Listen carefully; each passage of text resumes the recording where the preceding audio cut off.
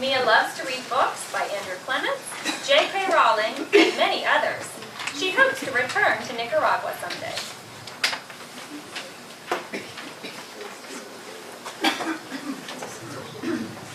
A different world.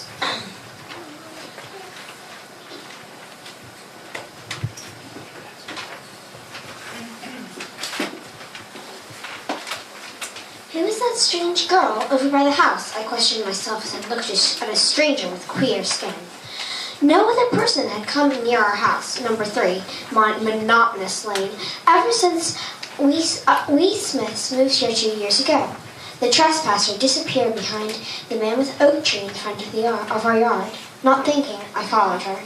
She was digging a hole that strangely had light streaming through the opening. The girl looked up from her work and then jumped in. "Mom, somebody came and dug a hole in our garden," I yelled. "Billy, won't you ever stop imagining things?" she called out.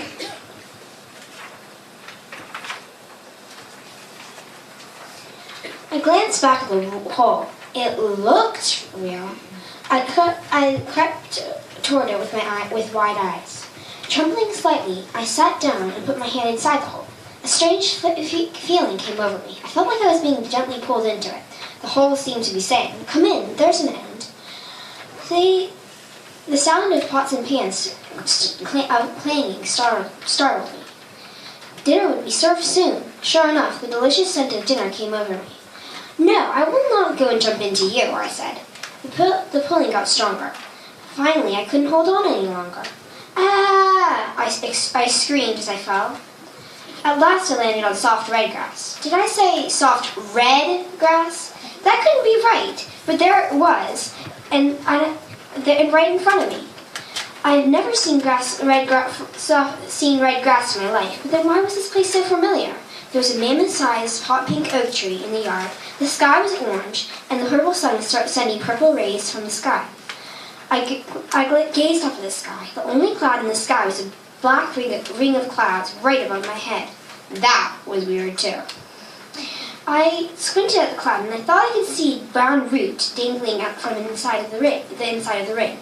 That ring of clouds must be the hole that I fell from. It looked like as if I could grasp it if I climbed the tree. I laid my hand on its bumpy pink trunk. Next, I placed my foot on it and I started to climb. I tried not to look down as I climbed higher and higher. I shook with terror. I was almost there. My hand slipped. I closed my eyes as I hung onto that branch. Why is it always me that gets into extreme trouble? I thought. I remembered when I got lost several years ago in a grocery store. That was easier because I went there often. But getting stuck in a totally different place was scarier. I slowly lifted my hand up to that branch. I was hanging by 2 hands. I dragged myself up to the next branch. "There, I made it to the top," I said as I stood proudly on the highest branch.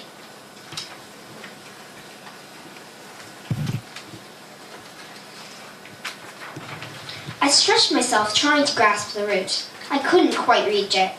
I tried again. I still couldn't quite reach it. Sadly, I made my way down. At last, my feet touched the solid ground. At that moment, a girl stepped into the garden. Maybe I should ask her if she happens to have a really tall ladder. I moved towards the girl. Suddenly, I stopped in my tracks. What if she's mean? What if she thinks I'm crazy? What if she calls the police on me for trespassing in this strange world? Why is it always me who gets into a mess like this? I thought. I headed back towards the tree. "Ouch!" I exclaimed as I sat on the ground and rubbed my knee. Beside me were some tools. A rake, a hammer, a cream-colored spade, planks of wood, and some nails. I should have looked where I was going.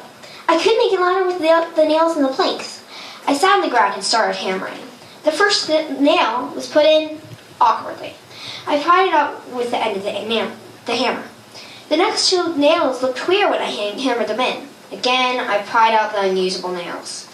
The same thing happened with the remaining 8 nails. Now there was no way for me to get back home in time for dinner. I gritted my teeth and kicked the ground hard. Blue light streamed from the small hole that I had made. I grabbed the spade and started digging. Now the hole was 2 feet wide. Cautiously, I put my hand into the hole that I had made. The gentle pulling came over me again. "Come in," it seemed to say. "I will," I said. I glanced up at the strange world around me. The queer girl was staring at me.